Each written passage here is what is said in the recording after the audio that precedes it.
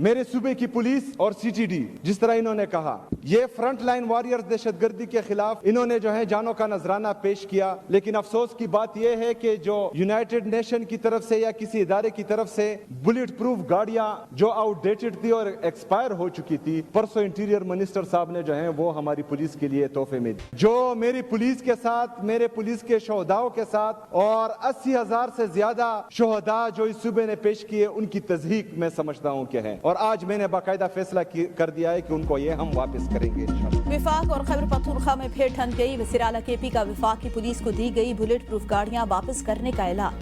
सोहेल आफरीदी ने इजलास से खिताब में कहा, विफाकी पुलिस को दी गई बुलेट प्रूफ गाड़ियां नाकिस और पुरानी हैं, वापस किया जाए। विफाकी वज़ीर दाखिला ने खैबर पख्तूनख्वा पुलिस की तस्दीक की, इन गाड़ियों की जरूरत नहीं। जब तक बानी से मुलाकात नहीं होती तो वज़ीर आज़म से नहीं मिलूंगा। इसे टकराव समझते हैं तो टकराव ही सही। आइन और कानून से पासदारी की बात टकराव है तो फिर ये होगा। अफगान पनाहगज़ीनों की वापसी कौमी पॉलिसी, ताहम उन्हें इज्जत और एहतराम के साथ वापस भेजा जाए। वज़ीर आला खैबर पख्तूनख्वा सोहेल आफरीदी का आम इंतखाबात में अवामी मैंडेट का साथ न देने वाले अफसरान के खिलाफ कार्रवाई का फैसला। पुलिस किसी को सियासी इंतकाम का निशाना नहीं बनाएगी। ज़ाती इंतकाम के लिए किसी के खिलाफ FIR दर्ज नहीं होनी चाहिए।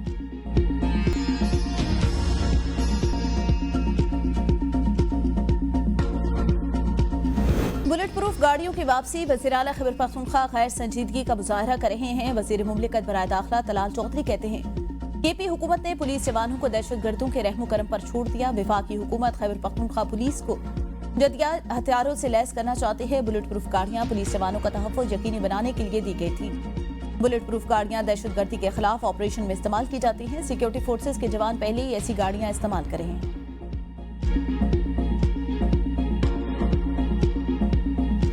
से सब्जी लेने हैं, सब्जी के रेट इतने हैं, बहुत महंगी है सब्जी। हमने इन बच्चों को क्या करना है, हमें सब्जी नहीं मिल रही, हम भूखे मर रहे हैं। हमने इस बच्चों को या उसको क्या करना है जब हमें सब्जी नहीं मिल रही। मरियम बीबी इस सब्जी की मेहरबानी करे। हुकूमत इतनी महंगाई कर रखी है कि मेरी पहुंच से बहुत दूर है।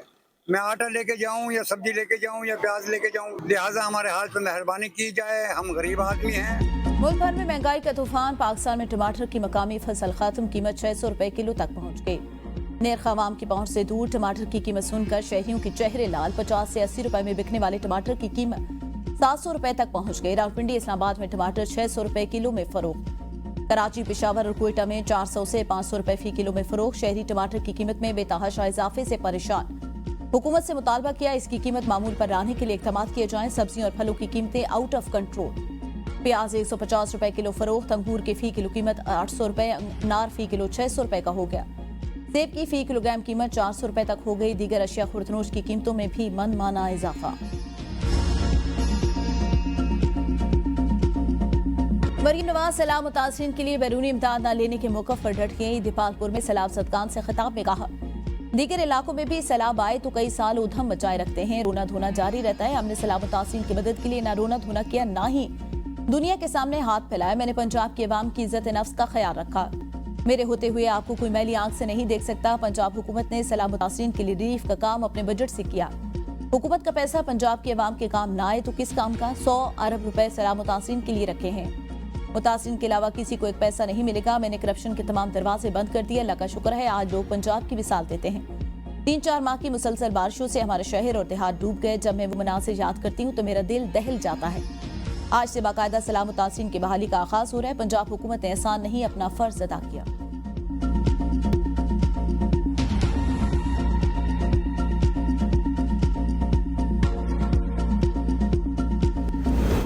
कहा जा रहा है 26वीं तरमीम का केस 24 जज सुनेंगे। ये नहीं बताते ख्वाहिश को तकमील तक कैसे पहुंचाया जाए। ख्वाहिश तो ऐसी हुई कि अनोखा लाडला खेले को मांगे चांद। जस्टिस नईम अख्तर अफगान के रिमार्क्स। वकील अकरम शेख ने कहा, इस तरमीम के हवाले से फैसला सुप्रीम कोर्ट ऑफ ने करना है। जस्टिस शाहिद बिलाल ने कहा, इस बेंच में तमाम जजेस 26वीं आनी तरमीम से पहले के हैं। ये 8 रुकनी बेंच 26वीं आनी तरमीम का कदम करार नहीं दे सकता। जस्टिस जमाल मंदोखेल ने रिमार्क्स दिया, आप कहते हैं ये बेंच केस नहीं सुन सकता। फर्ज करें हमने आपकी बात मान ली, हम यहाँ से उठकर फुल कोर्ट में बैठ जाएंगे। ये बताते फुल कोर्ट का ऑर्डर कौन करेगा, फुल कोर्ट कौन बनाएगा। जब चीफ जस्टिस ऑर्डर करेंगे तो हम ये टोपी उतार कर दूसरी पहन लेंगे। जस्टिस अमीनुद्दीन ने कहा, अगर आप समझते हैं कि आईनी बेंच केस नहीं सुन सकता तो चीफ जस्टिस के पास जाएं। जब तक आप ये साबित नहीं करेंगे कि ये बेंच इस मुकदमे को सुनने का अहल नहीं, तब तक हम आपकी दरख्वास्त नहीं मान सकते।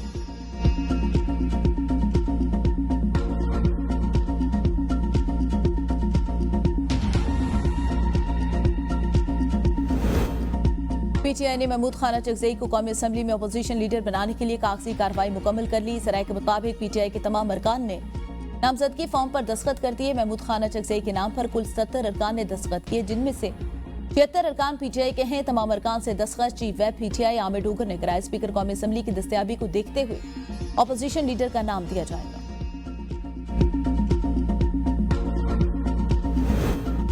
26 नवंबर एहतजाज केस में अदम पेशी पर अलीमा खान की तीसरी बार नाकाबिल जमानत वारंट गिरफ्तारी जारी, गिरफ्तार करके पेश करने का हुक्म। एटीसी रावलपिंडी का 23 अक्टूबर को गिरफ्तार करके पेश करने का हुक्म। संगजानी जलसा केस में उमर अशूब, जैन कुरैशी, सरताज गुल, अली बुखारी के वारंट गिरफ्तारी जारी है। साथ दहशतगर्दी अदालत इस्लामाबाद का पीटीआई रहनुमाओं को गिरफ्तार करके 23 अक्टूबर को पेश करने का हुक्म। बैनर मज़ाहिब, हमांगी और तहम्मुल पाकिस्तान की शनाख्त, मुल्क में नफरत, फिरकावारियत और दहशतगर्दी की कोई गुंजाइश नहीं।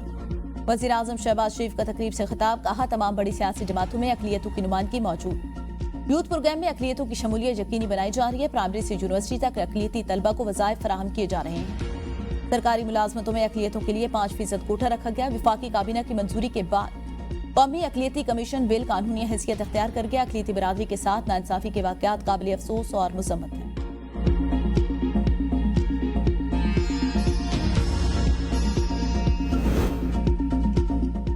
पब्लिक अकाउंट कमेटी की ज़ैली कमेटी का इजलास में 10 नैब अफसरान को गैर मजाज तौर पर फेडरल लॉजेस में मुस्तकिल बुनियादों पर रिहाइश दिए जाने का इंकशाफ। ऑडिट हुकाम ने कहा नैब अफसरान को 2012 से मुस्तकिल बुनियादों पर ये कमरे और स्वीट्स अलॉट किए गए। ये कवायद की खिलाफवर्जी और गैर मजाज करार दिए गए। कन्वीनियर कमेटी ने कहा इस बेज़ाब्ती पर एक्शन किसने लेना था, क्या नैब का मामला नैब को ही भेज दें। सेनेटर सलीम माड़वीवाला ने कहा फेडरल लॉजेस में कौन लोग रहते हैं और किसकी इजाजत से रहते हैं। कमेटी ने तमाम फेडरल लॉजेस का स्पेशल ऑडिट करने की हिदायत कर दी। कमेटी ने वजारत हाउसिंग की रिहाइशगाहों के किराए के बकाया जात मुतल्लिका अफसरान की तनख्वाहों से काटने की हिदायत कर दी। सरीना होटल से मुत्तसिल फेडरल लॉज 2 की अनेक्सी खस्ता हालत में होने का इंकशाफ। कमेटी ने अनेक्सी की तस्दीक करने की हिदायत कर दी। 30 दिनों में रिपोर्ट तलब। पाकिस्तान क्रिकेट बोर्ड से ग्राउंड रेंट की मद में 1 करोड़ 77 लाख की रिकवरी न किए जाने पर कमेटी ने पीसीबी से रकम रिकवर करने की हिदायत कर दी।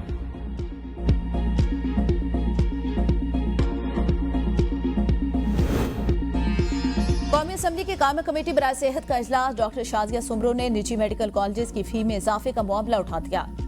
सदर पीएमडीसी डॉक्टर रिजवान ताज ने एतराज किया मेडिकल कॉलेजेस ज्यादा फी ले रहे हैं। 12 शोकॉज नोटिस जारी कर दिए।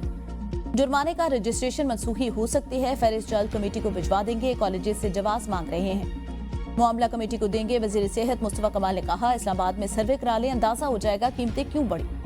मेडिकल कॉलेजेस 18 लाख से 25 लाख रुपए तक की फीस वसूल करें। कानून में फीस बढ़ाने की गुंजाइश जरूर है, ताहम जवाब देना होगा। चेयरमैन कमेटी महेश कुमार ने कहा फीस तो 30 लाख और 40 लाख वसूल करने की भी शिकायत है।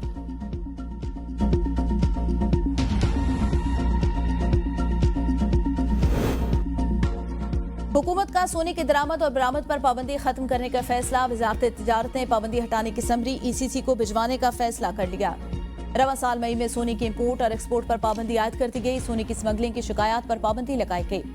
वजारत तिजारत का कहना है हालिया महीनों में सोने की स्मगलिंग की कोई शिकायत मौसूल नहीं हुई। पाबंदी खत्म होने से सोने की कानूनी तिजारत में बेहतरी का इम्कान है। ईसीसी की मंजूरी के बाद नई पॉलिसी का इतलाक मुतवक्किल।